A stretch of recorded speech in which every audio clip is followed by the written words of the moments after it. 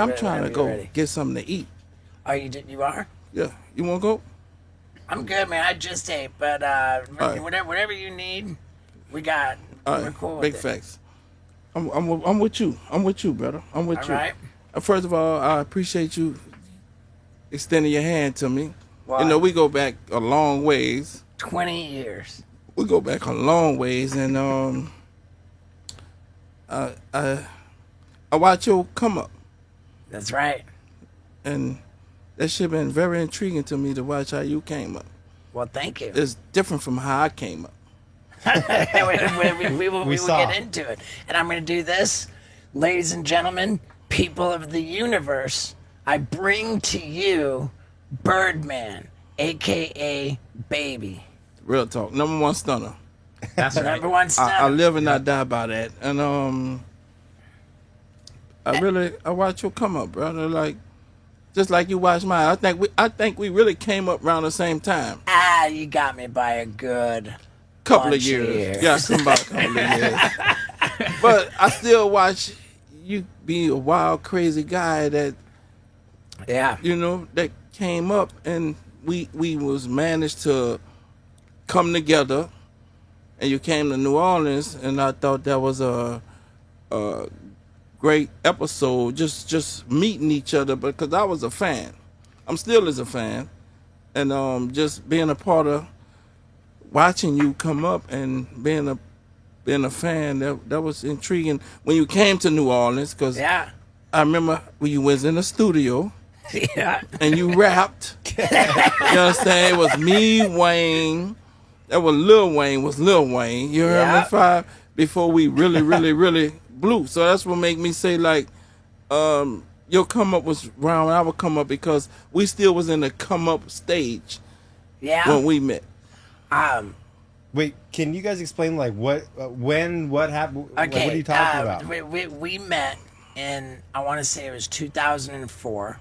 We were filming Wildboyz, and I would not be surprised if the reason why we got together to film Wildboyz was because you and I were both clients of Vernon Brown. Of course. Vernon Brown is a general. Vernon Brown is a general. He is a boss. He's a beast on the business side. And I still work with Vernon Brown till today. I love that. And he really covered me in the music business. Well, yeah, I mean, let's just get right to it. I mean, Cash Money, is it correct that Cash Money Records has sold more than 1 billion albums? Yes. Which is unbelievable. Like, it's so unbelievable. Great. It's been sold by far more albums than anybody ever in music history. I say that respectfully, and I say that you know, I'm in a challenging business that a lot of other men take on. I don't say that in spite of no man. Of course. I say that in respect to any man and every man, but we was able to do a little more than everybody that ever did the business. Yeah, you say it as an objective fact with humility, and then what's even more staggering about Cash Money is that it, as I understand it, in order to become big in music, you always had to have a record label. But if you had a record label, it was basically impossible to own your own publishing and your masters. So prior to Cash Money, the only person who really did that was Master P. Is that about right? See, the publishing and the record shit that's two different parts of music, right? So, that's publishing and masters. Don't get me wrong, Master P did a great job. I always salute dude for his accomplishments. I respect him as a hustler and as a man. He did great, but I think what we did was a little bit different. Publishing, we didn't even, when we were just young, we didn't even know about none of that shit. You heard me? So when we got in the business, all we was trying to do was sell records and rap. And Vernon Brown was a guy who really took and taught about the business, and Manny Fresh and my brother, you know, taught us about the business. But early on, we ain't know nothing about none of that shit. Yeah. Nothing about none of the business part of it. And once I got into it, and I completely stopped rapping, and I gave Wayne the flow, I wanted to go learn about the business. Once I learned about the business, then I realized, okay, because there's so much to learn. I'm still learning at this point in my life. So, it took time, a lot of time, but it took time for me to learn about the business and realize that, all right, this what we got, this what we got, this what we got, this what we could do, and this what we could do. By then, I was already caught up in bullshit by the time I learned about the business. But me and Wayne was able to just figure it out, and my brother Slim, we was able to figure it out. But it took me a time to learn it because I didn't know it. Yeah. You did have the publishing, everything, like, I ain't know nothing about publishing. Ah. I ain't know nothing about publishing. So you didn't, because the way that Vernon Brown described it to me, he said, you got your artists, like, say Jay-Z, say whoever, they maybe they can sell more albums, but they got to sell 10 times more albums to make as much money as you're making with Cash Money, because by the fact of you owning the music, you're making... I did own everything. I never allowed none of the labels to own nothing. I own everything. Universal. No, Universal never owned nothing. We own all our own music, publishers. So when I figured out and found out, I went and established what was missing and what was lost, because we always owned everything. Still today, I own 100% of my company. I own 100% of my masters. I never allowed Universal, and they gave me, and I got nothing but love and respect for Universal, because they never tried to take that from me. They gave me, and that was my consent that this is what I wanted to do, and they never tried to take that from me. And I know early on in other artists and other people's careers, not to say Universal, but they took that from them. Yeah. I never experienced that. That's epic. Do you know, you had to have known that Vernon Brown was such a boss. Vernon Brown got me a record deal with Universal Music Group. Thanks. So yeah, I was making a comedy gangster rap album called Hard as a Rock. But the real question is, when you guys were in the studio, what do you think of Steve's rapping skills?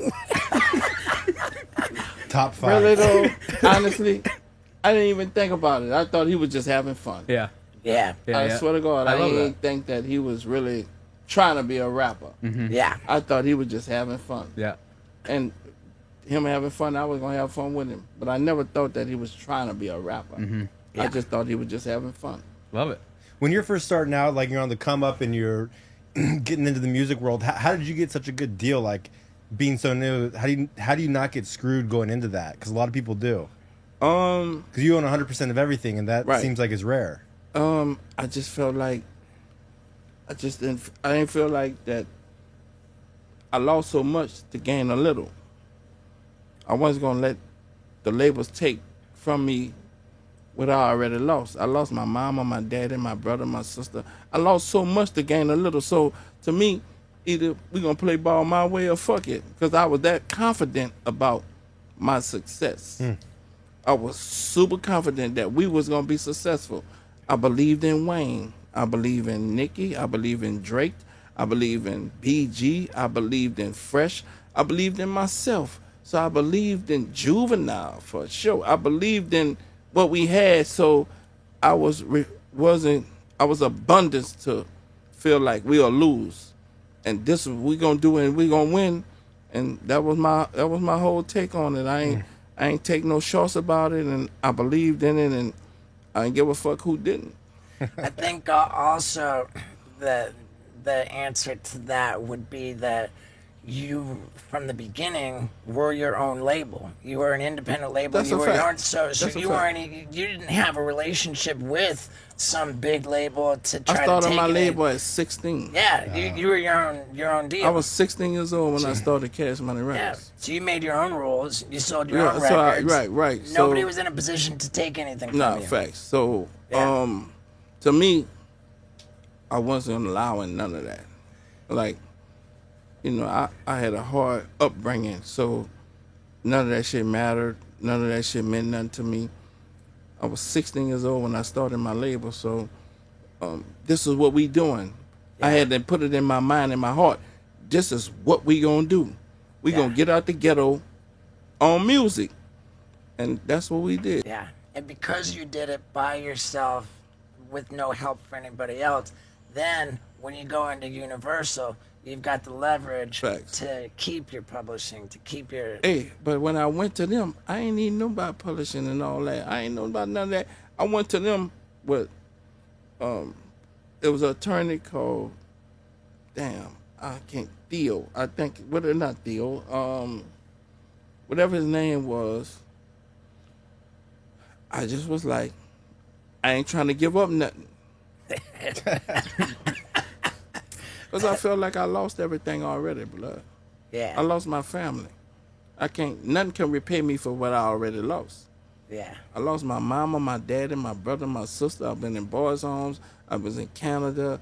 I lived a hell of a life as a kid. So I ain't think that none of that could be replaced. So I was like, this is what I want to do. If they want to do it, they want to do it. I want to own my shit. I'm going to own 100% of my shit. Because I was thinking about my little niggas and because all I always remember how they took from everybody. I ain't want that to happen to me. And I thought I was doing it for everybody that it already happened to. So Yeah. I'm going to make sure it don't happen to me. And I could paint a picture one day when I'm not here or when God take my life, I was able to paint a picture. That's a mold we need to follow. yeah, And that was my mindset. yeah.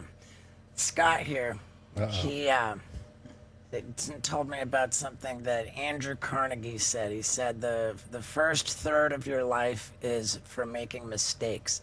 The second third of your life is That's a for fact. making money. That's And a the fact. final third of your life is for giving that I money can away. respect that. Yeah. I respect that. And That's a true analysis. yeah. But And- we gonna make mistakes. We human. yeah. And we young. Yeah. And if we come across a lot of money at a young age, we gonna make a lot of mistakes. Well, right, and for you, from what I understand, there was with the crack houses and with the jail and everything. Big facts. Yeah, like there were plenty of mistakes. A to lot make. of mistakes. Yeah. I was in the boys' homes. I was adopted by a white family. I was in Canada. I lost my parents at a real young age. So for me, the streets would embrace me. So Well, that's yeah. a big mistake by itself. You know what I'm saying?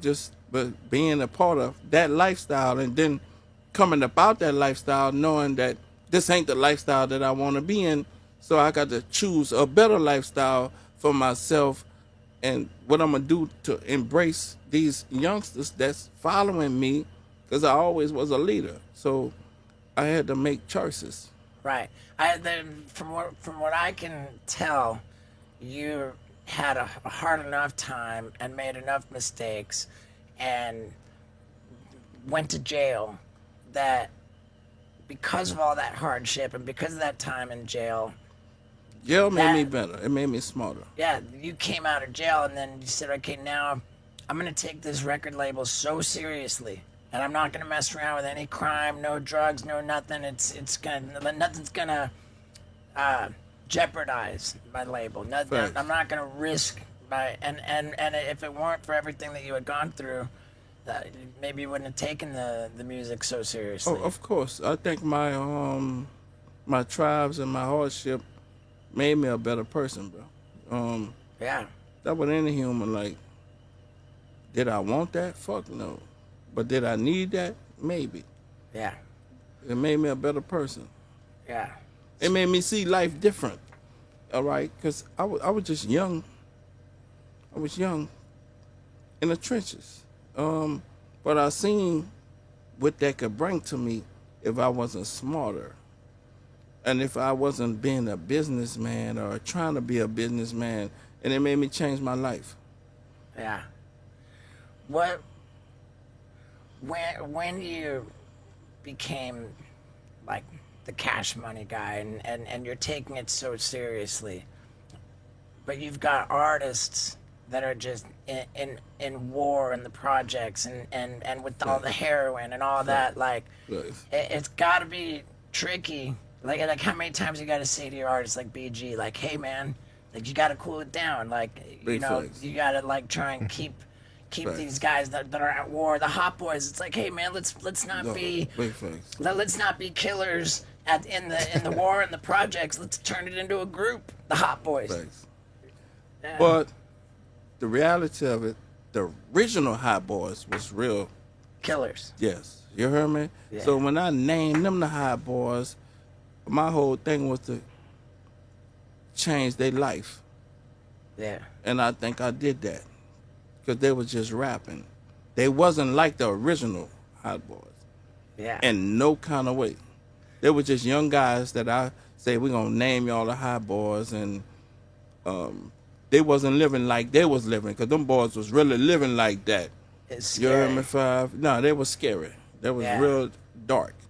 You heard me? So when I got a chance to do that for them, I knew, I just knew that it was I always had super confidence in myself and what we was doing, and I knew that that could change our life. And it did that. Yeah. It totally did that. It changed our life, and it brought us in different places. And right now, this shit been 25, 30 years later, and they still want to see the hot boys. Yeah. I mean, that was kind of a smart move, calling the group Hot Boys just for this. Man, it was just a weird thing, right? I was like, fuck it. I'm going to call the niggas the hot boys. I mean, there's some serious street credit in that. Nah, they already had a lot of street cred. They was very, very popular from the streets. So, you know, I was like, fuck it, we're going to name these niggas the hot boys, which is a group. I was like, that's what we're going to do. And I think that was one of the, it's the two smartest things I did in my life. Naming them the hot boys and turning over cash money to Lil Wayne. All right. Man, it's crazy that Lil Wayne comes into the picture with Cash Money when he's 12 years old. Facts. Yeah. Man.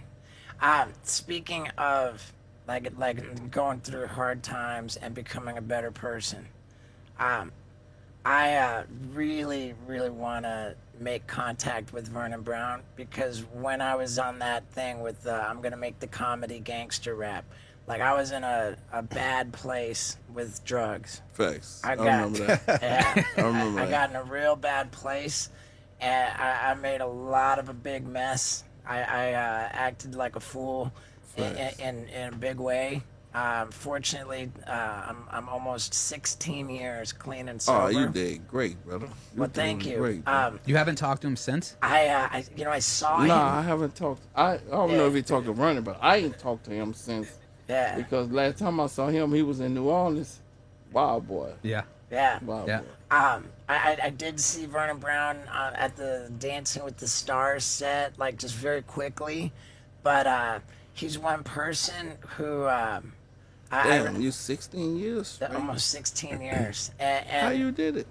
I just took it seriously, man. I took it seriously. How you feel, health-wise and all that?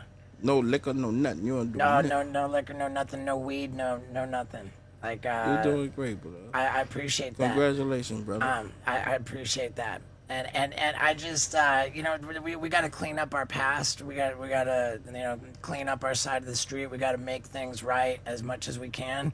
And I have not done that with Vernon Brown. You know, like he deserves to hear from me, like, hey, I want to acknowledge that I acted a fool. I created problems. You was a problem. You was a problem. No, you was a big Steve, problem. what'd you do? Were you I mean, wrapped in a song? What it was just I like, don't think he was. I don't- He was just erratic. Yeah. But drugs will make you erratic. yeah. You be out your mind. You out your body, out your space. You out your mind. Yeah. Like, I don't think he mean no harm or meant no harm. Yeah. Because every time I was around him, I was around him once or twice. But, you know, that was normal for us because we was in the same space he was in. We fucked up too. Young and we fucked up. We high as he high. Like, whatever high you on, nigga, we gonna get higher than you, be as high as you. So to us, he was normal. Yeah, it was just with so I get into business with Sylvia Rohn, Fact. you know, Universal Music Group. I got this record. They give me the budget, and I'm out here like getting in the studio with big artists. Man, I recorded a track with Be Real from Cypress Hill. I recorded with Cool G Rap. I No, you recorded did with good, MOP. brother. It was like, you know, I had like real artists and I was spending real money and making real songs, and then I'm turning it and putting the songs on the internet in the middle of my deal. You know, just leaking my own tracks on the internet and recording stuff into the tracks where I'm insulting and dissing Universal Music Group on the tracks that I'm leaking on the internet. It was a bad look. It was not good. It was not professional, and it didn't reflect well on Vernon Brown. And he just, Real talk. you know, Well, Vernon went bad for you. He gonna bad for you. he went bad for me. He yeah. gonna bad for you. And now I feel kind of weird because I'm saying this all at a public level, but it would mean a lot to me if I could That's make a contact. must. Man, Yeah. that man's so open-minded and smart. A real businessman. Yeah. I'll make sure I tell him. He's a real business. I've been working with him for almost 30 plus years. Every deal I ever did was done through Vernon Brown and Yeah. with Mel at Winter, Lucian Grain, and Monty and Avery. Every deal we ever did. Best Even deals in Sylvia music. Rome. You hear me? Yeah. That man is a great businessman and Yeah, great guy. Big facts. And he uses his time to help people. Big That's all facts. he does. He's got his own school for helping people. Nah, you know, I went to school a couple Yeah. of times. Well, I've been to the school Big too. facts. Big facts. I've been to the school, What school? too. It's Big like what was it? Pace Law, something Yeah, like yeah. Pace, yeah. He, Big he facts. runs a course on helping artists not get taken advantage of, on being smarter with their money. Like he Nah, he got a law school, law thing. He preach and he teach. yeah, and so I mean he never did anything except the best things Great guy, to bro. help me. Just to sum it all up, he's a great guy, bro. Yeah. Just to sum it all up. Yeah, and Vernon Brown, a great guy. He was my entertainment lawyer. He did my deal for Jackass #2, my Jackass movie deal. Big facts. Yeah, he took care of me, man. Like and so I just Man, I'm again, great. I'm again and grateful. again and again, I just want to tell you thank you for even fucking with me. Oh, dude. I'm a fan. I've been a fan since you was fucking with alligators and all that old weird shit you've been doing, bro. Right. I'm a real fan, and I want to make sure we keep our bond together, bro. Yeah, man. I'm about it. Big facts, bro. I'm about it. They told us that you just got off a plane. Yeah, I was in New Orleans. I went to a Drake show. Drake was in New Orleans. I had to go see Drake. Drake's like one of my best friends, and he was in my city. Now I just don't like for artists to be in my city, and I don't show them that much respect. Yeah. You hear me? That I don't show up for him. So, and Drake is one of my best friends, and Nikki gonna be there next week. I'm gonna have to go see her. And whenever Wayne in the city, I definitely do see him. But I just felt like, you know, I had to go see Drake, and we jumped back on a plane today, and I wanted to make sure I came see you. Ah, man, I appreciate it so much. They said that your plane was gonna land at like 7 p.m.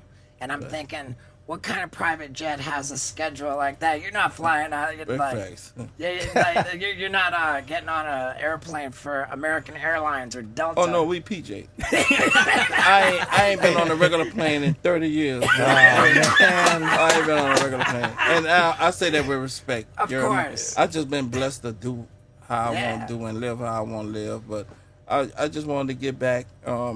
We left at 5, so that's 6 here. We got in at 7. I had my guy George Duke, who's one of my best friends, just line it up with Kill. Yeah. And I wanted to make sure that I didn't get to miss this. Ah, man. You're like one of my closest white friends. I love that, man. Facts. I love that so much. Okay, do I remember correctly when we were at your place in Louisiana that you had stretch Yes. PT cruisers? Wayne was there with us. Yeah. Wayne was there. We had like 4 or 5 stretch PT cruisers because that's what we was doing at the time. We had a stretch Lexus, a stretch excursion. I had 50 cars at that time, and I just wanted to make sure when you came, like, cause you such a wild boy at the time. I'm like, man, shit.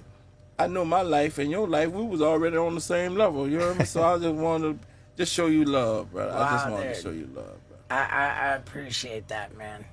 I'm interested. Like, what do you watch, like, stand-up comedy? Do you ever watch, like what do you got a Netflix account? Yes. And what do you watch? Like, when you open up, like, what's thrown at you? Like, what? I'm big into mafia movies. Mafia movies. Like The Godfather. Okay. Godfather is my favorite. Number 1 or number 2? I watch all of them. Oh. 1, 2, and 3. I study them. Speaking of Netflix, have you seen that Jake Paul is going to be fighting Mike Tyson I just saw on that. Netflix? I just saw that. Yeah. What's your take on that? It's a tough one. I like Mike. You know, we all love Mike. Yep. We all love Mike. But you never know. You never know, bro. Yeah. You know. I love Mike. I love Mike to death. That's Mike. You know, I come up under Mike Tyson. Yeah. So we'll see when this show. You know, when Mike Tyson, like, back in the day, he and I, we did a lot of drugs together. He doesn't mind me saying that either. You know, he doesn't mind me saying Fuck that. with Mike. Then I went to rehab. I got clean and sober, and in my early, like, you know, early on, like, I ended up in a psychiatric ward, and then Mike Tyson shows up. We were locked up together in a psychiatric ward, me and Mike. He doesn't mind me telling you that either. and That's Mike, my brother. yeah, my brother. we both love it, the fact that we were locked up like that. And yeah, now we're doing good. I think that with the Jake Paul and Mike Tyson, it's lose-lose for Jake Paul, because if he beats up Mike Tyson, you just beat up a 58-year-old man. Like, that's Oh, not that's a how good old look. Mike is? 58? He's 57 now, but at the time that the fight happens, Mike Tyson's gonna be 58. Damn. That's so, like, there's no credibility, and you beat up 58. Yeah, but do you really think he's going to beat him up? I mean, I don't know. I think it's bad. Man, it's weird. You know, you never know. I mean, it's going to be a huge bag for But both I'm of them. forever Mike Tyson. I'm forever Mike Tyson. Yeah, that's for sure. Let me ask you this, and we're gonna let you get your food. But is there any beef that I need to inherit to have your back? No, I don't have no beef. I don't have no beef. Yeah, okay. Because I'm you too know. old to have beef. Okay. I ain't beefing with no nigga. Okay. You know, good. hip hop come with a lot of beef. You hear me? Well- And a lot of people get, you know, hip hop come with murder. Has hip hop become soft compared to when you came up? Fuck no. Okay. We was boo. We was cool back then without social media. Now these young niggas killing. It's a different operation. You just gotta know how to adjust either way. Yeah. It's a different time from then to now. Back then we ain't have social media, so if you got a problem with a nigga, who gonna know? Yeah. Cause you ain't making songs about no nigga. But nowadays with social media, if you got a problem, the whole world gonna know. It's just a different times, and I just hope it get better, bro. I don't want to see people losing their lives, and because that's happening. Yeah. Even niggas rapping or not rapping, people really losing their life over social media. Yeah, it's crazy. You see them on live saying like, "Here, pull up. This is where I'm at," nigga and they pull pulling up. and splatting. You Yeah. hear me, Five? So, we got to do better with that, bro. We got to do totally better with that because we don't want to see that. I don't think that's cause for, but it is what it is, and we can't change it. Yeah, man. Well, right on, dude. I could see, I could talk to you all night long, but I could talk to you all night too, brother. yeah. Now, you one of my best friends, bro. Thank you, baby. Without a doubt, bro. Oh, dude, what you want to hey, ask bro, you this? Hey, I'm glad you've been clean for 16 summers. Well, Yeah. you did good. Well, And you thank looking you. good too, brother. Thank you, man. I turned 50 in June. Man, you still a baby. Well, thanks, man. Think I'm Speaking of this, man, 55. you look good too, man. Is it correct that your name, Baby, it says on Wikipedia that for the first month of your life, Yes. they didn't name My mama you. never made me. They didn't give you a name Never for the named first me. month. They That's just a called fact. you Baby. Facts. That was your name. Nah. Everybody, if you from Louisiana, they all call me baby. They call me epic. baby. Yeah. Right. And I'm good with it too. You hear me? Because I really like, I say if I ever have another child, I will name a baby. Just to keep that heritage going because I was raised like that. And my mama was Miss Gladys. She didn't name me till after I came out the hospital for a couple of months. Yeah. Babe, that's a really cool way to get the name Baby. Right. Yeah, for real. Hey, man. Hey, bro. I'm really proud of you. Yeah. I'm proud of your cleanse Yeah. and just your grind, your hard work, and what you done put into this game and what you done put into your culture and put into yourself. Hey, man, I'm proud of you, bro. Well, thank you, man. Last question. Scott. You got the Oh boy, is it true the Birdman flies in any weather? That's big facts. Okay, good. Is it the bird? You're always fly, no matter what the weather is. When I say flying any weather, that means I'm fly Monday through Sunday. And if I need to fly, I will fly in any weather. So when you're talking about flying in any weather, it's about culture, fashion, travel. It's a lot of different things when you say, flying any weather. So for me, when I say flying any weather, every time we step outside, we fly. Every time we go somewhere, we fly. Every time we travel, we fly. Every time we see abroad, we fly. Everything we do is just fly. So, that's I go back to that number one stunner model. Yeah. And when you put something on sale, it flies. Yeah. Big facts. Big facts, man. Yeah. Big facts, man. All right, man, dude. Thank you so much for thank doing you, this. brother. Thank Yeah. you, brother. Very proud of you and Hey, all your man. success, bro. Yeah, likewise. Thank you. Yeah, Very nice to likewise. meet you. You too, bro. Yeah. I dare say that episode was gangster. And my man Vinny just couldn't even believe it. He's like, dude, what a flex. Seriously. Yeah. We got Birdman on the podcast. And he's my bro. I mean, I don't disagree, Vinny. I think that was a flex. And I want to thank all of you who stuck around to the very end of the episode. Even though it wasn't a very long episode, it's you guys who watch all the way through, listen all the way through, and that you're here at the very end, who I love more than anybody else. So thank you, my wonderful people, and be well. Oh, I gotta get my winger right. Okay. Oh, that's not a fist away. Ladies and gentlemen. Oh, here, let's see what time it is. Okay, it's 6:25. Ladies and gentlemen, Dave England. You. The return. I'm back. Yeah, dude. I listened to our first wild ride with Dave England today. Gotta say, it was hilarious. And I'm fucking stoked to have you back. Man, thanks. Yeah, dude. I had fun last time. Right. Same. That was a good one. And part for the course, the last time, I just show up for a double date with my girl and Dave's girl. And I'm just like, okay, everybody, we're doing a podcast with Dave. Dave didn't even know that. We just ambushed him with it. You tricked me. He had Poison Oak. Right. What, the last one? Yeah. And now this time around, we're here in Minneapolis. We're bringing Dave on tour to perform as the warm up act, the opener. It's going to be great. He gets off the airplane. He's not even allowed to put down his suitcase, or we're doing a podcast. Yep, straight to here. Yeah, dude. In the airport. I'm stoked. Wouldn't have it any other way. So you're gonna be on tour. It's not your first time doing stand up. You've been. Yeah, I mean, I don't really call it stand up because I just tell stories about Jackass and stuff. I don't really know how to tell actual jokes.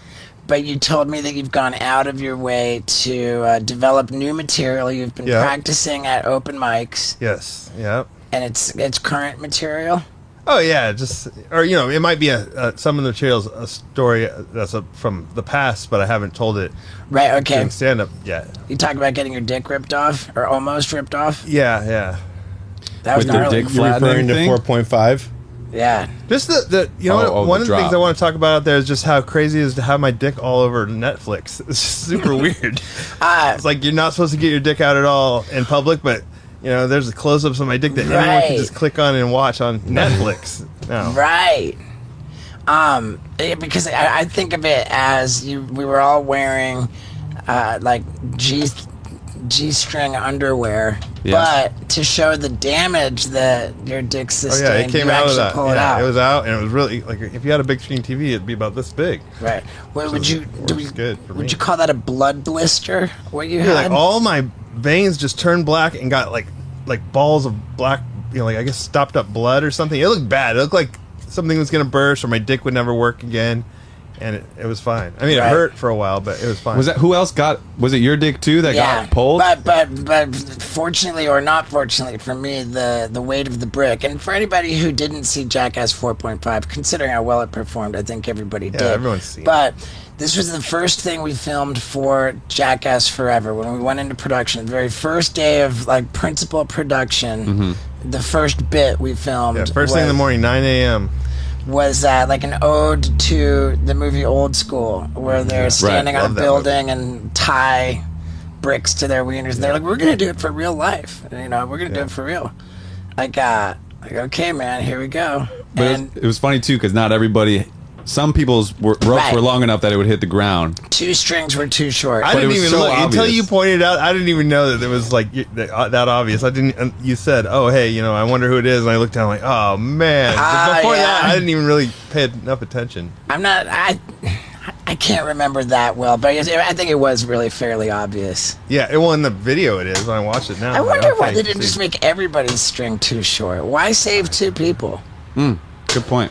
They needed some dicks for later. Right, but famously, Dave only has 1 ball, and so my 2 balls and shaft were enough to kind of reinforce the hold, such that my brick broke my string. Wow. Did we talk about in the last one why you only have 1 ball? What happened to it? We did talk He about had a it already. hernia, yeah. Oh, okay. He had a hernia. Snowboard accident. I always yada, pictured. yada.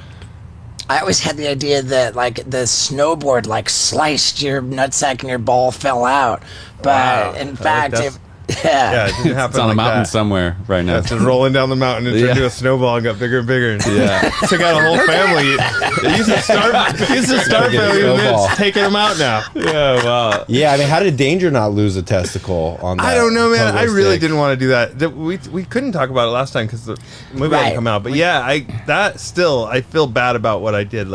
And I don't think people like me as much after they saw what I did. I don't think you should feel bad. It wasn't about mean-spirited, but just that I agreed to do it. A real friend would have said, no, end of story, I'm not doing it, right? Or, I don't know. To but pogo stick right on his fucking nutsack? That's pretty rotten. I mean, even with the cup. To be fair, you were jumping the pogo stick onto his cup. Yeah. It was a cup test. That was a freak accident and could never be expected.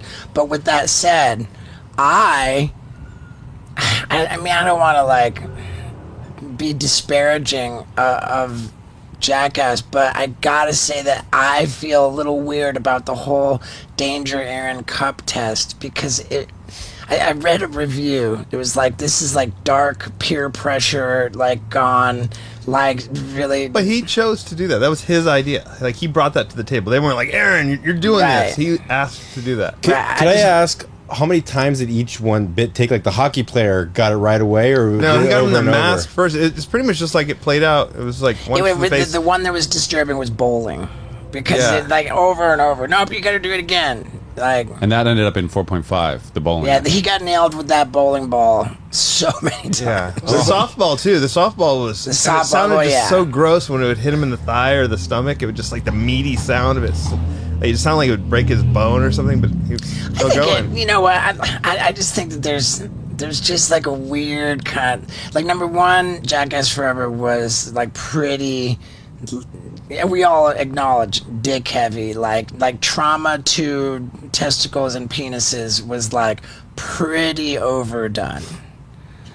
I mean, it was all good stuff, and then like the cup test was just felt, even for Jackass, just felt kind of too violent. Not even the pogo stick only, but like the hot, it always like, whoa. That's one way to look at it.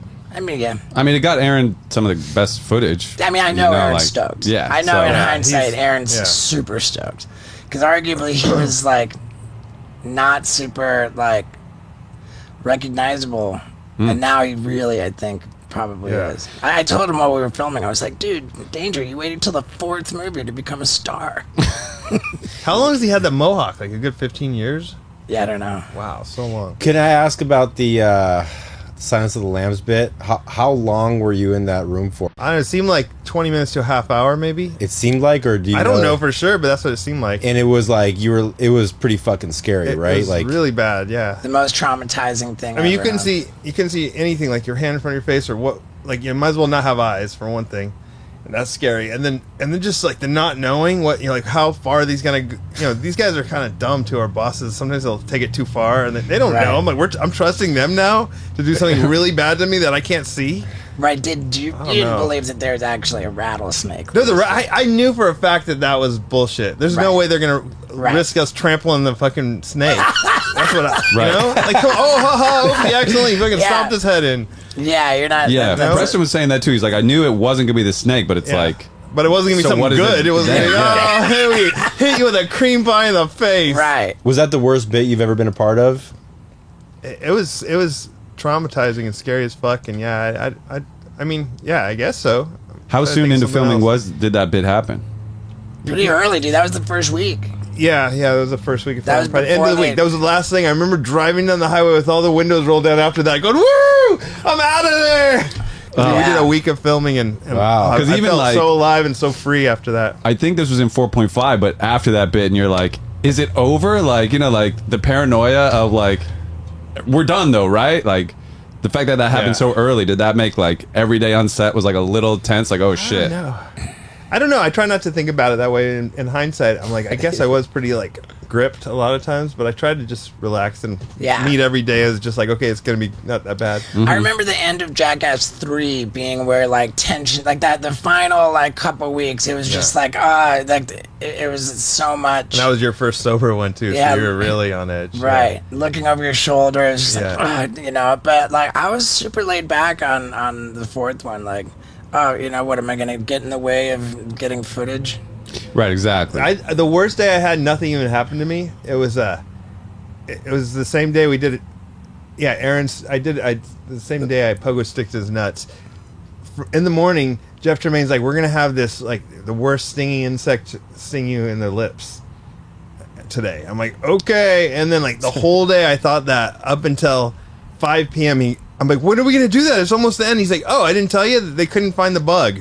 We're not doing that. So the whole day, I literally was we were in this like weird hilly out in like the Malibu hills out there. I was going to run to the road and hitchhike out of there. That's how freaked out I was. I keep making this plan. I'm like, I'll just run out there. I'll put my thumb out. I'll say, just take me anywhere and I'll get an Uber once I can get a signal. And I'll just tell him the next day, I'm sorry. Yeah, because I remember we went to the Hilton to do the podcast with Danger, and then I was in the lobby, and then Preston walked down, and he like looked at me. He's like, "What are you doing here? Why are you here?" And like he was like freaked out that why would I be there? and he thought like it was some elaborate scheme to get him. Like that's how traumatized he was. Yeah. Well, and the anticipation too. Like that's what Knoxville was saying. Like for something like a bull stunt, he's like, just make it so when I get there, we shoot it right away. I don't want to be standing there worried about it, thinking about it. Like Knoxville did look like uncharacteristically concerned before that bull hit, whereas in the past he actually looked forward to it. Like and he'd be cracking jokes the whole time. He was. Yeah, you could see him thinking about it. It was tough, man. It was tough. And I remember when we were filming Jackass #2, there was some like hot potato bit with the little gay guy from Sex and the City. Yes, what's his name? That's what they called him. I didn't just make that up. They called him it was like a hot potato bit with the stun gun, and Knoxville just didn't like it. He's like, he's like, dude, I don't like electricity. Bulls, I can't wait to get in front of the next bull, but I just don't want, and I thought like, oh, okay, come on, but then sure enough, he gets to the bull ring, and he's just, great mood, and like, I don't get it, That time, I think the opener for Jackass 2, he was inside the house, and he did it like 3 or 4 times where a whole stampede of them would come through and just... And there was like this high of a window bottom that it would just hit him in the legs, and then they'd just trample him. Set it again, and each time it looked like he died. How do you go, I need to do that again? Like, he narrowly escaped death. All these heavy bulls that weighed, over 1,000 pounds, right? Some of those things? I don't, how does he not get completely broken off? I mean, he did, but... Yeah, I have no idea. He had a brain bleed and a concussion and a fucking... My only guess is that growing up in Knoxville, Tennessee, that there's like...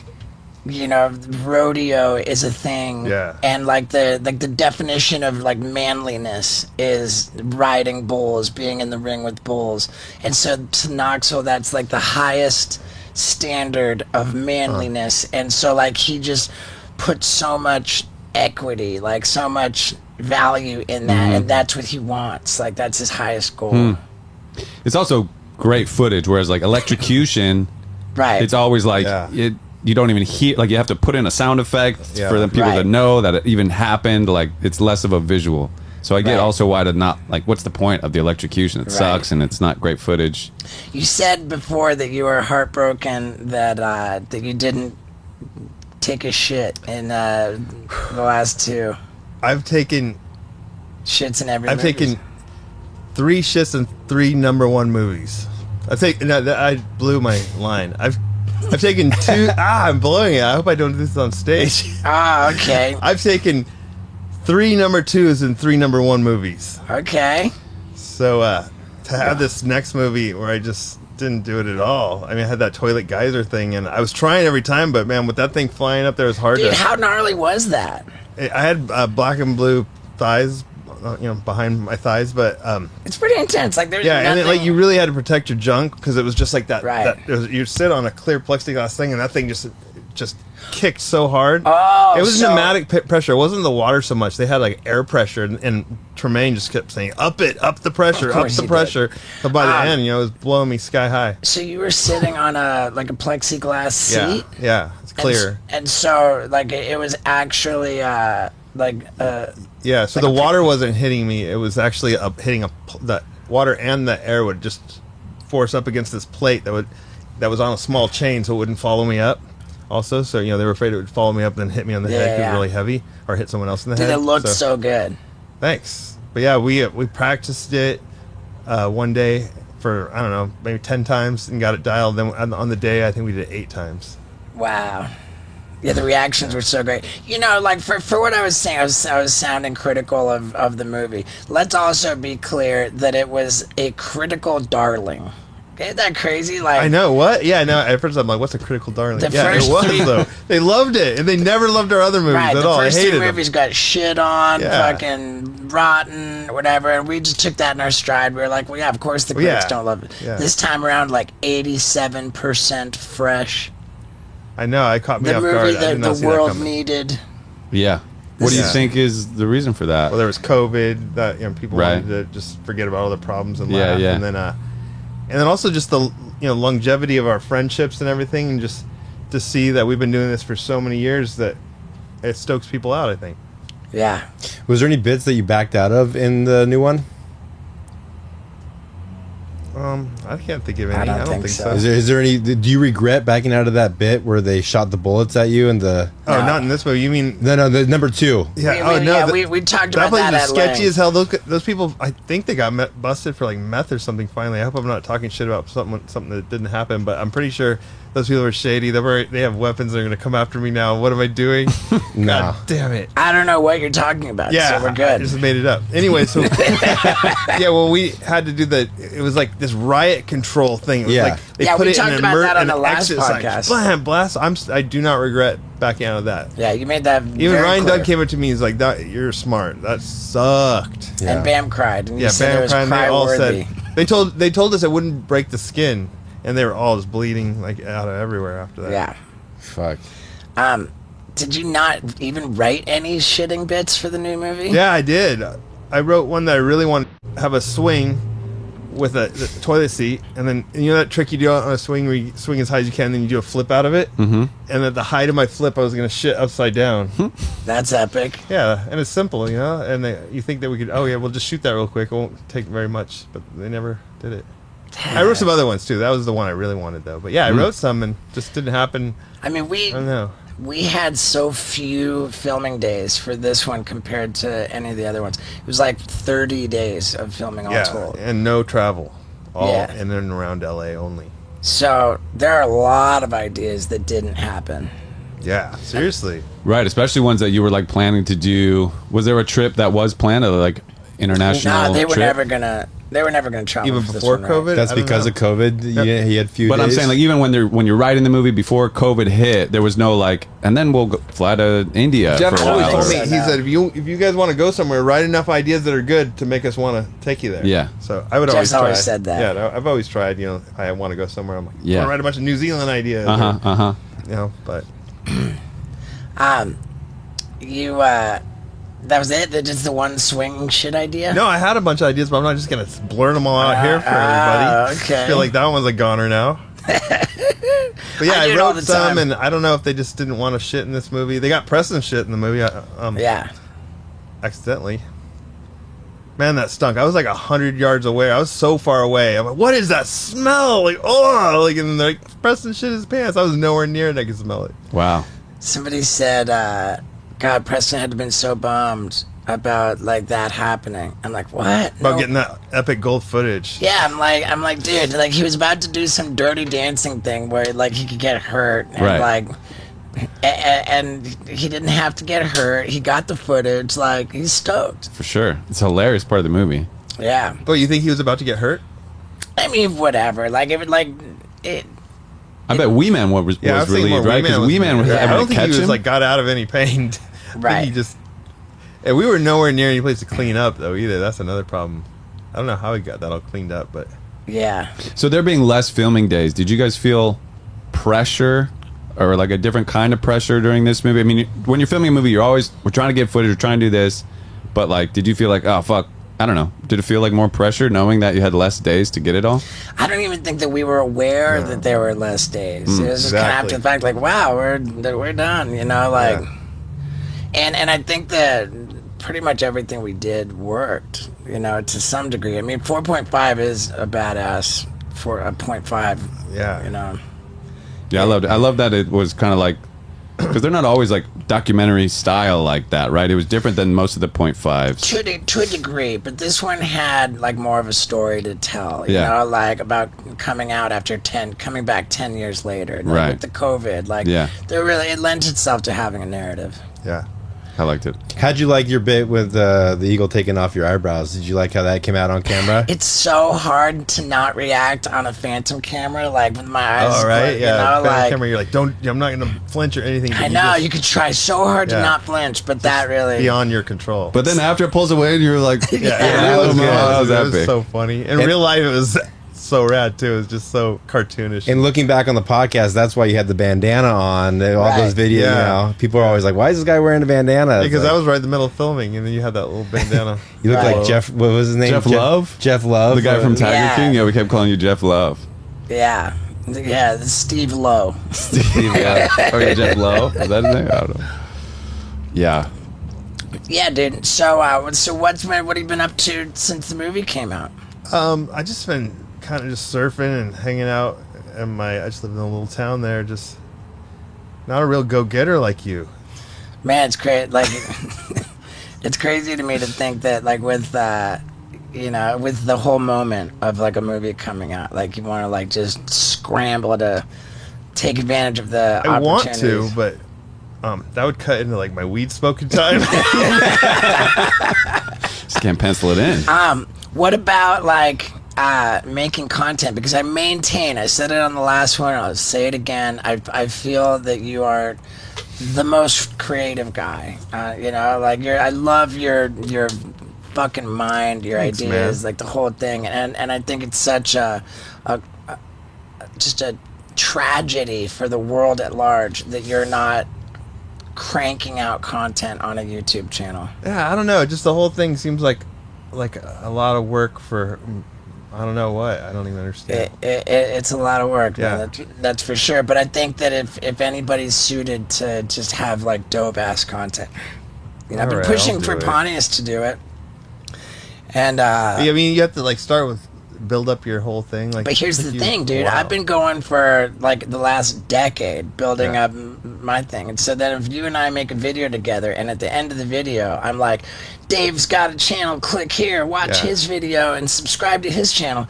Then I'm going to take all of my audience and just hand them to you. And they're gonna leave you. They're gonna unsubscribe, unsubscribe from you, and stick with me. I don't like. I might even be Davo. Fuck it. I don't know if that is a concern, but whatever, like Just kidding. I work on it's not my nature, but on having an attitude of abundance where there's enough to go around and I can help other people to try to lift up other people and make them successful and not feel threatened that they're going to take food off my table. Like, and I encourage all my people to put more joyful content out into the world. Well, if between movies, you're not the go-getter Steve is. Is there any, ambitions that you have that you're trying to like? He loves his chickens and his wife. Yeah, you got your chickens. In that your order. chick. Chickens. Yeah. My chickens and my chick. Yeah. No. Like, I mean, Yeah, I mean, I make little silly things here and there, and I do things, right? I think. I just don't know. I can't asking. rattle them off for you. 'Cause When you got on Cameo, like you were putting so much that was effort fun. into Yeah, it, instead of right? like, because everyone else was like doing a quick thing, doing a bunch of them at once. I was like, each one of these I'm going to make like its Right. own little video, and it was fun. But then Yeah. one day I woke up, I'm like, man, I'm spending way too much time making like $25 per video Right. or something. I felt the same way, man. I cared so much about making each cameo so epic, and it was just too much, man. Yeah.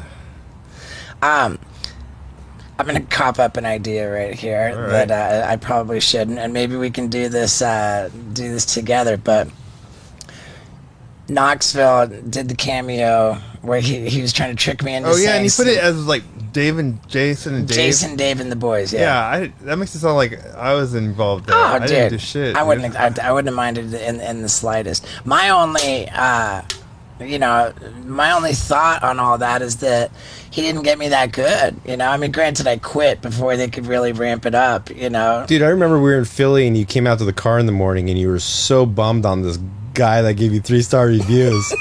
You were like, that's "I the didn't amazing sleep part of all the whole night." story. That wasn't that he did a good job pranking you, but that your reaction to it was so severe He that broke you. you quit. for sure. If he would have just gave me a 5-star review and said, "But can you read it again?" I would have been like, "Fuck yeah, dude, no problem." For sure. You said in the rest, you're like, I care about what I do, man. Like, let's fix that review. Yeah, you didn't Right. sleep that night. I'm just a psycho. believe that. I saw some really negative comments too on like the YouTube video or something. This just shows who you are, like you actually thought it was a fan and they're 3-star and you quit and you give up on your fans. I'm like, no. Again, whatever. That's funny, yeah. I don't even care. But what I was getting at is that I think that there's something really fun there in like getting celebrities who are on Cameo to say funny things that are like, and I want to make a whole video Like a cameo prank. kind of, yeah, cameo pranks where Just buying cameos from Right. celebrities, but it's Be like, secretly you, like, and then you. if you go to the website Yeah. of Cameo, then the whole website is effectively like a menu, and everybody sets their own price for what they want to charge for their shout out videos. Caitlyn Jenner's #1 for like $2,000 a post or something like that.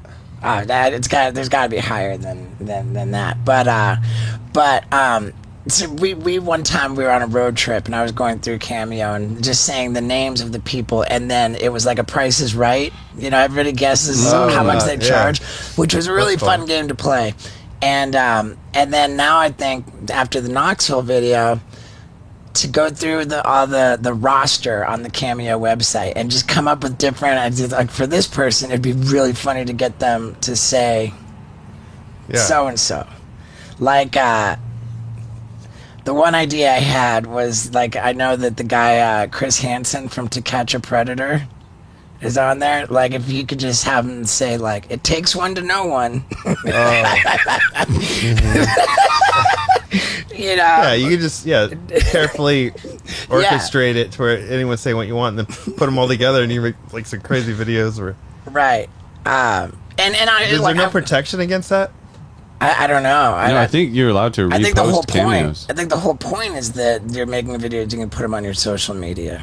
Right. There's a discrepancy Unless you're trying to between, abuse it, though. There's a discrepancy if you're using it to promote your business, but in this case, you wouldn't be at all. You know, But some people have agreed to that. There's a box you can click. I agree to business ones. I don't want those. You actually set a price for you have for two a different personal prices, one, and then one for endorsing a business. Yeah. Which is just insane. Yeah, But maybe we could do that. And I don't want to like be like mean-spirited or bum anybody out, of course. You know, that's never the idea. But I also want it just to be hilarious. But people have gotten like really good deals on like a local business that wants like a radio commercial. Just have someone do the cameo, say like, "Come down to my car wash," and yada yada yada, right? And the celebrities did it for a couple $100, and then there's their commercial. I bet. I'm surprised people charge so little on like that. I don't know. I'm always shocked at the number being so low for. Well, they for say anybody. start low, and then you can build it up. Work up. Yeah. So because you were at $25 a video, It's like it was something like that. Yeah, and then they take a cut and whatever. You're not on there anymore? No, I got off there after I was like, I wasn't gonna just start making the ones where I was gonna rattle through them. I was only gonna make the ones that I put too much effort into, which wouldn't be worth it. So it's so crazy, man. The people who like put no effort at all. Yeah, they just read it. Just hold the phone here and read. Hey, and then there's reading exactly. And what they the have person 5-star. Yeah. Like Bam Margera is 5 stars, fucking unblemished. Yeah. Well, how much does he charge? I'm not even sure. It's But $100. it's like I'm pretty pretty sure. reasonable. Yeah. But people are stoked. You know, they get like someone they look up to and they're like idol, and it's just like, hey, here's a personalized message right to you. That's worth $100. sure. And it doesn't have to be long. It doesn't have to be this long-winded thing. Well, it's usually something you're going to send like a buddy, you know. So like your buddy's a big Bam fan, so you have him record this thing, send it to him. Yeah. So I like your idea, but I just wonder if there's already something set in place to prevent that, because if not, you should get on it before they do prevent it. Yeah, I don't think that there is. And maybe we should fucking hurry up and fire up the Cameo website. Let's do it. I would like maybe even doing the most expensive ones, because those are ones that like just the average person isn't getting, you know, like right. So like I kind of remember something like Snoop Dogg was $420. It was like $420. That's good. I don't know if he kept that price, but I think he was on for like 24 hours. Oh, okay. It was like a thing. God, they're tireless too. They yeah, they're always hitting me back up. Are you They're sure you don't want to get back on here? There's Yeah, so much money to be made. We're rolling around in money. Rules. Caitlyn Jenner's 2,500. That's the highest one. That how long of a video do you get? There's no So here's the top 10. Floyd Mayweather, $999.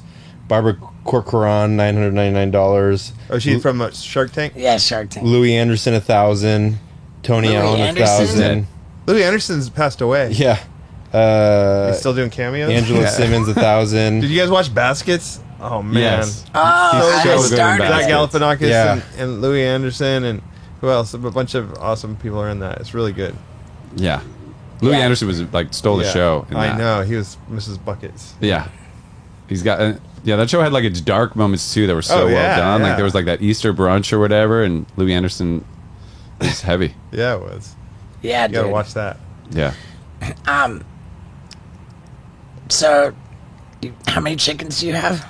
I think there's like 16 of them out there, something like that. And you have a rooster. Yeah. This morning I had to get up early for this light, so the whole rest of the house is asleep. I turned one little light on at 5 a.m. Cock-a-doodle-doo, cock-a-doodle-doo, cock-a-doodle-doo, cockadoo-doo, all the way till when I left the fucking house. Is that because he does that to protect? Apparently, yeah, but he's fucking protecting way too much all day, every day, from the first light that comes on in the house all the way until sunset. I didn't know that it was reactive. Sometimes in the middle of the night for no reason.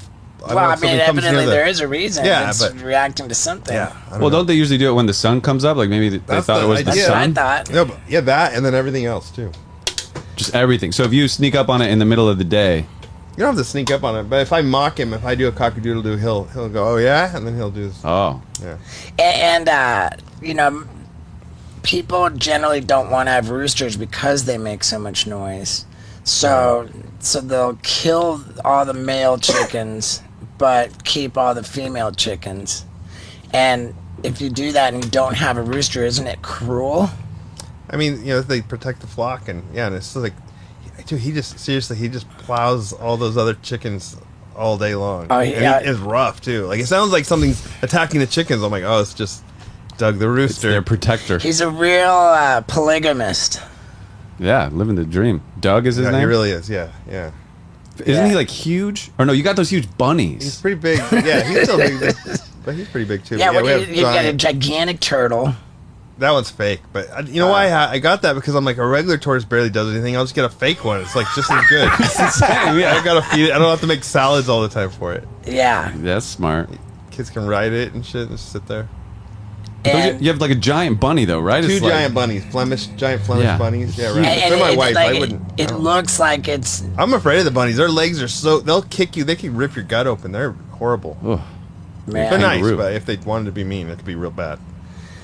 And just Moose, the one dog. And Maisie. Oh, that's Yeah. right. You got Maisie Yeah, now. yeah. Yeah, like a Maisie. year-old. She's kind of a spaz, and Yeah, she's only a year super old. bad. We've had her since she was a little puppy. Is it hard to convince the dogs to not eat the chickens? No, they protect them. Oh wow, nice. Yeah, That's rad. And you have cats. one cat. Yeah. One cat. All We right. used to have two cats, but something happened to one of And them. your kids are fucking maniacs. And maniac kids. Yep. How The youngest was like dropping in on a quarter pipe. Yeah, we he's talked about good that stuff, last yeah. time. How much does being a dad with your like maniac kids like prevent you from pursuing like different stuff that you might want to do? I don't know. I can blame everything on them, huh? Yeah. It's all their fault. That's Yeah. why I haven't been making my own YouTube channel. It's Yeah, fucking those kids. those little freeloading fucking losers. They're the just perfect excuse. hijacking Dave's careers, Taking all his all of energy. them. Yeah. all of his careers, all of his them, ambition, siphoned away by those little bastards. Exactly. Yeah. I don't know though. I don't blame them. I can still probably do it, pull off whatever. I should. Some people put their kids to work, put them on YouTube. I did that once to my Right. two older kids, one time only. Where I was doing. It was kind of like the idea was like, Aaron got the tooth pulled out by the Lamborghini. This was like a little mini motorcycle. I remember And my that. daughter pulled the the tooth out, the loose tooth out of my son's Wait, mouth. what was the wave pulling the tooth? Wave? No, what was the way? Oh, of it was the a little mini motorcycle. mini motorcycle. Yeah, okay. so my daughter was on that. But the funny Right. part was when she was tying the string on his tooth and he's complaining about her bad breath and everything. So it went viral and got millions of views. And then On what platform? on YouTube, on my Wow, sick. And I didn't. I So just you put it on have a YouTube. channel. Back then, I put it on YouTube for just my family to see. And then all these TV stations wanted to use it, and my kids got all this money out of it. And Oh, yeah? Then I was like, that's it. I don't want to put them in the spotlight when they're kids. I just want them to be children and enjoy being kids. Not being. When was that? 2011. So you have Yeah, you have a YouTube It was channel. right after the movie came out. So Jackass 3 came out with Aaron getting his tooth ripped out in 2010. So this was 2011. So how many subscribers did your channel get? I don't remember that one. That was just like the kids' channel. They had their own channel with just some. Oh, well, we're gonna take that But back. now I have like one. I went under my name that I've only put one thing. One of the Australian Jackass tours is on there. That's the only Okay. video I've ever put. A 5-minute little cut I made of our trip. That's the only thing I've read. Dude, let's get organized, man. All right, if you guys help me, if you guys will help me, I have all these ideas written out. We just gotta follow through. I'm not good at the follow through. Let's That's not true. Let's make 2 videos. So that while you're on tour for this next week, we'll make 1 video for my channel, 1 video for your channel. All right, and we'll drive all my traffic to yours. How can I say no to that? That's fucking I love it. I would love to give you my whole audience, as much of it as I possibly can. I'm getting pranked. No, you're not. We're not even on Cameo. I'm getting fucking pranked. No, not even. Yeah, dude. It's how fun or not fun is this text thread that we have with the entire Jackass cast. Entire Jackass cast? Entire Jackass cast. No one even notices. What? Wee Man's not on there. He's not? No. He right when they very first started he like left the conversation or whatever it said, and that's it. Every now and then I'll tell him what's going on there. Shit. Like, you should be on there. I'm like, you want me to add you? No. I'm like, I'll add you. No. Wow, that's crazy. I mean, some people just hate group messages because you're just getting blown up all day. Against anybody. He just doesn't like group messages. I thought that he was on it, but just that... Silent. Silently. When I saw Preston not long ago, I was like, man, what's going on with Wee Man? He feels like he's kind of quiet. He's distancing himself. Alienated. And it's just because he's not on the thread. Yeah, he's not on the thread, dude. Just hadn't typed in, He's just not on it. Wow, man, that's crazy. But it's all the new people, too? It's everybody. Yeah. Not Spike Jones. Now I learned not Wee Man. But Knoxville, Tremaine, Poopies, Rachel Wolfson. It's pretty active. I don't know if Eric Minock is still on there because he went back to the UK, so I'm not ever sure. He used to chime in, and now he's not. Yeah, isn't Dark Shark on there? And I don't think Dark Shark's on there, is he? I think there was because there was he never writes anything. When they were beating up everybody about getting vaccines, wasn't that the thread? Oh, I think that was on Poopies. They were doing that too. I don't think he's on the thread. I'm pretty sure. Okay. I'll check. But in any case, he'd be writing stuff all the time. He's pretty vocal. Right. In any case, I'm a person who hates group fucking text threads. Just fucking leave me alone. But the Jackass one, I don't mind it. And God, the fucking funniest shit. There's the funny, and you're so creative in there. Oh yeah. Sometimes I just get crickets. I'm like, I'm fucking pissed them off again. There's also different text threads. There's the one with everybody, including the new cast. There's one with just the OG cast. Yeah. And so you can talk shit about the new people. Yeah, but we don't have any. I'm just teasing. We but yeah, I guess there's just all these different. But what do you mean you don't like text groups? You have a bunch. We have a bunch. Well, yeah, but that's work related. Okay. And I'm inundating you guys, so you're the ones hating it. Correct. I consider those professional think tanks. Okay. Where I'm like, okay, everybody, here's a new draft of the video. Okay, everybody, what do you think about this thumbnail? Okay, everybody, right. What am I going to call this? It's productive. So it's. We get a couple of those on the Jackass thread. You're like, check out these thumbnails. Which of these 3 do you like? Yeah. For sure. I mean, I love getting feedback for shit I'm going to put out. Yeah, it's smart. Yeah. And I wish I had a way to have bigger think tanks too. So when you just send us a video before you put it out, and then so it's not public, you can just see when each one of us watch it. I can see when someone has watched it. Oh, but it doesn't say who watched it? No, it won't 14 views. Because I'll look at it and be 14 views. I'm like, can he see who those are? Does he know I just watched this? I can't see individually who, but I can be like, man, there's 13 people on this text thread and it got 2 views.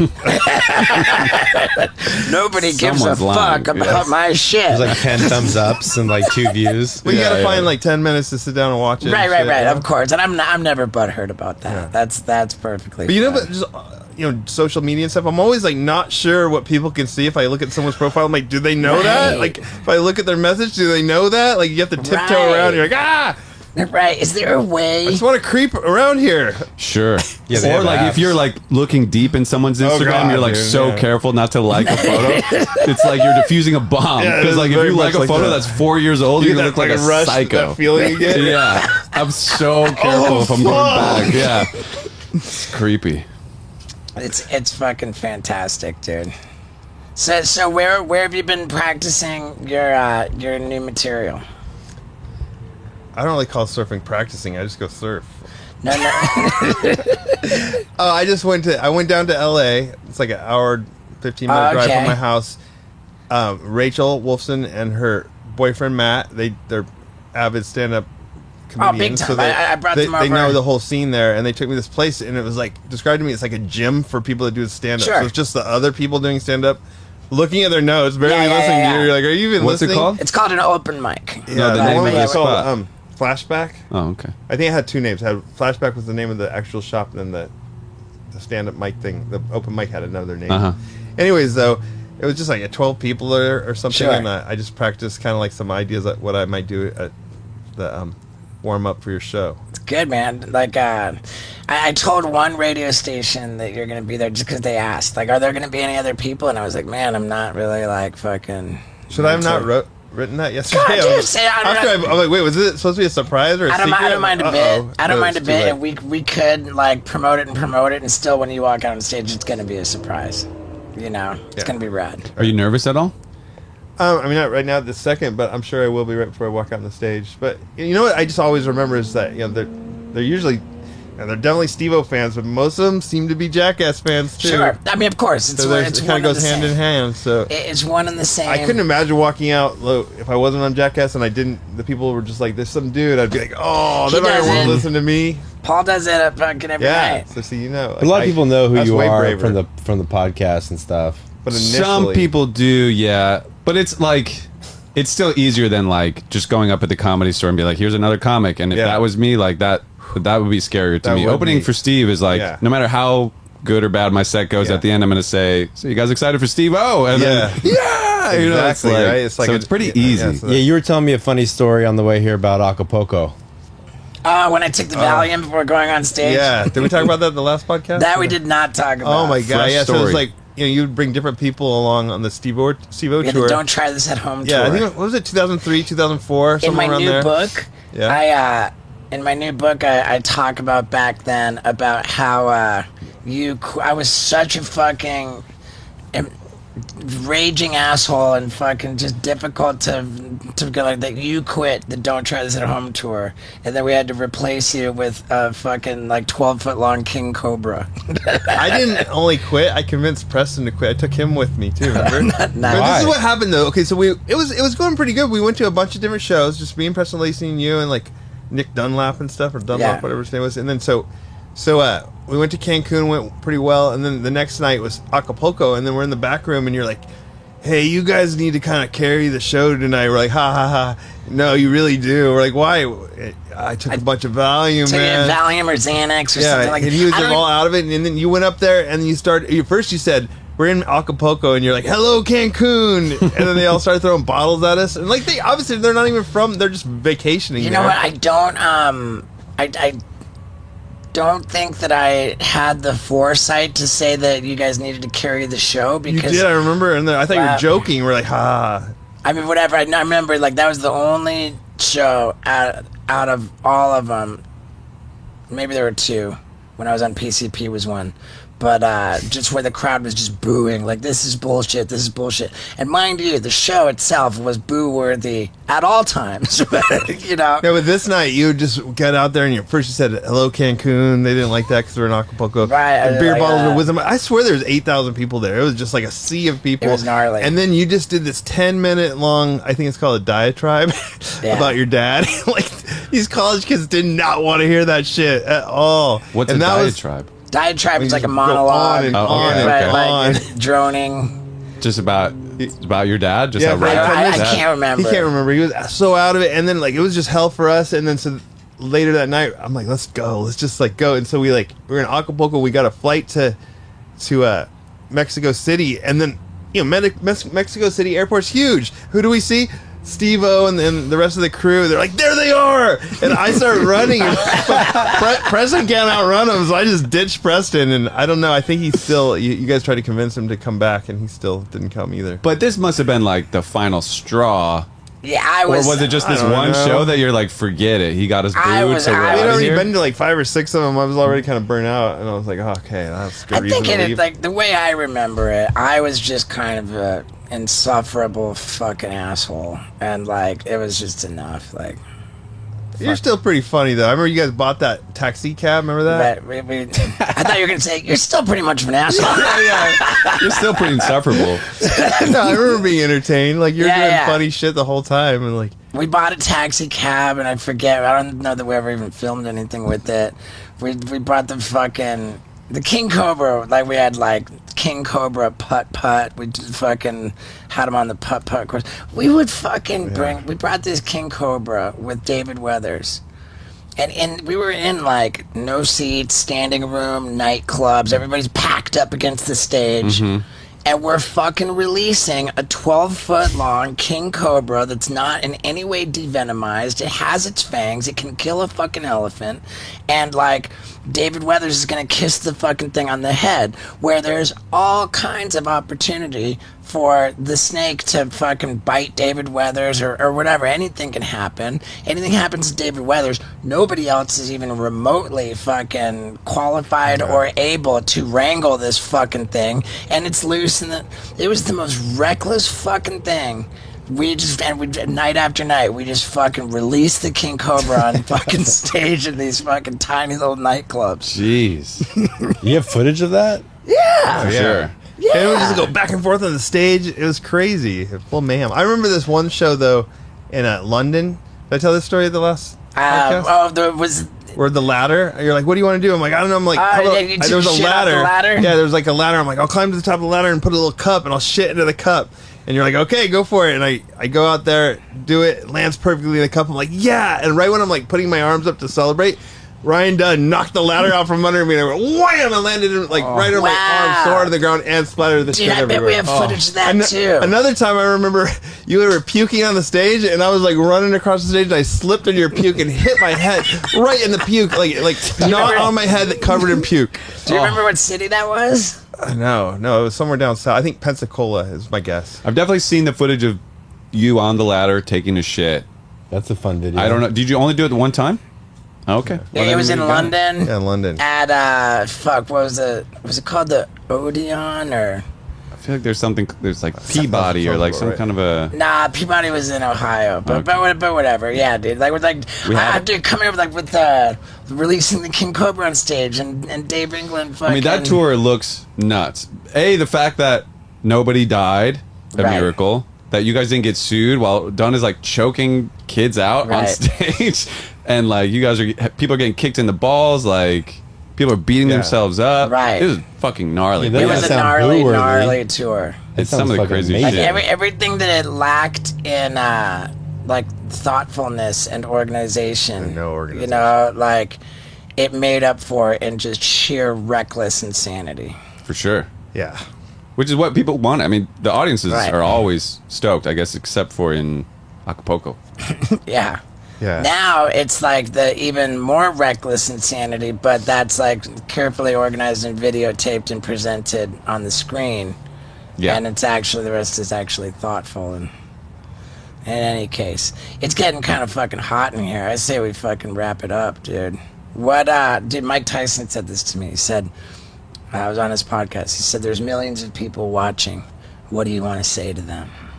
Oh, fuck that. Pass. Make it a puff pass. Puff pass. All right. Well, dude, I'm so stoked you're here. I'm super stoked to be here. This is gonna be good. We're gonna put this podcast out next, which means that you'll still be on the road when it comes out. So then, what cities you got coming up with Dave on there, so people can go see him? Oh shit! That are gonna be after this release. Yeah, we got Duluth tonight's. We got Minnesota, Duluth, Minneapolis, Duluth. Yeah, this will come out fucking Sioux Falls 2 days. In 2 days. So it'll be in time for Duluth, Sioux Falls, Lincoln, Nebraska, and Fargo, North Dakota. But isn't Fargo? I think everything's pretty sold out. Dude. Fargo, yeah. Well, you'll be stoked, dude. You're doing packed fucking houses in like big theaters that are fucking going off. Dave's starting the show. He's the first thing that happens. He's gonna shit on stage every show. Yeah, you're gonna shit on stage every time. Yeah. You know what? I'm tempted to. This is a fucking terrible idea, but listening to the first podcast, Dave said he can shit anytime, whenever, and I kind of want Shoot shit you right to now. shit on the table. What, Right now? Yeah, I'll clean it up. Whatever. Oh, no, I'm not going to do that. Why? Because this is not cool. Why? But it's a very cool. You It'll regret not stink shitting so in bad in Jackass here. forever. This is your I'm chance. not in Jackass forever. then- I'm on this cool tour bus. So then why cares, don't, I'll why clean don't we it go up. outside and shit, and then the No, people can that's fall even over worse. Dad, here? Table's shit on the funnier. table. What are you worried about? Why would you want me to shit on your table? Because You're I'll like Aaron with the pogo stick. Because Like a horrible idea. You're like, I really want this. I like it. I want to Yeah. see. I'll, Paul clean, wants dude, it. I'm voting Wendy's for it. probably not down. I'll clean it up, dude. I don't even know. I Dude, give it a shot. You stood, so you're a liar. You said I'm you not a can shit liar. whenever. you can face that camera with your butthole. What? Right there on the What is table. going on here? You really want me to do this? I say shit on the I don't table. even know if I can. Do you want give me something to pee so the pee doesn't get everywhere? That's a good question. I feel like I'm making Seasoned Dave vet. uncomfortable. No, I just feel bad already. I'm already feeling bad. Don't feel bad. Yeah, I'll get out of here for that Is he one. gonna hold me? Oh no! Don't sit on it. Oh, okay. like squat above it. Stand All on the thing. Put your butt over here. Your back, your knees right there. Let me plan something for the pee. What's uncomfortable is how excited Paul is for this. Let me get something for the pee. Do you need the This is gonna be a hot clip, all right? Hey Paul, do you want that boner hider pillow? I'm just letting it out, dude. Yeah. That'd be a good product. A pillow just for hiding your boner. How much pee you got? Is that how you start the thing? Is it this whole thing rattled from him shutting that? No. I just started the generator. Oh, that was a weird coincidence. Right when you shut that. I mean, there's a red solo cup to it. I don't know. Here, I'll just try to go pee first. Just shit on the table. I mean, it's great. It's awesome. All right. I mean, do you want any privacy? What? That's the whole point. Oh no privacy. That'd be extra weird. Okay, so I- be here to react. Okay, good. Yeah. Wendy's not gonna miss this for the You world. can sit in Scott's Come on. seat and we have you on camera, Steve. Or just sit right I'm gonna be right here. It's my bro. It's my homeboy. Alright, so we're ready to do it? Yeah, dude, fire it up. We're ready. Alright. Just keep it on the table. That's my only thing. I can manage that. I mean, you got into a cup. You can get it. Wow, Paul's really looking down Main Street.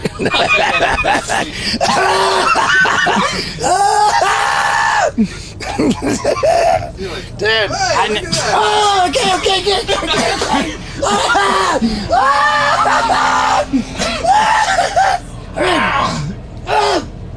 Okay, You got a dangler. There's a little dangler.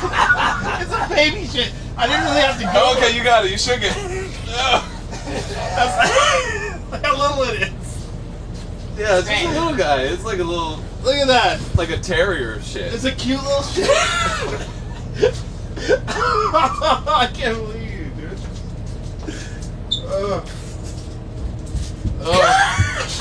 Throw it at Scott. Down like this. Wendy's out. All right. That didn't take long, did it? Yeah, Oh, you're- that was pretty immediate. Yeah, like you weren't dude, kidding. you're a man of your word, Dave England, and thank you for doing this, bro. Come on, get over here on camera, give me a hug. Yeah, bro. Even for you, Yeah, dude, I love How it. cute was that little thing? This is Adorable.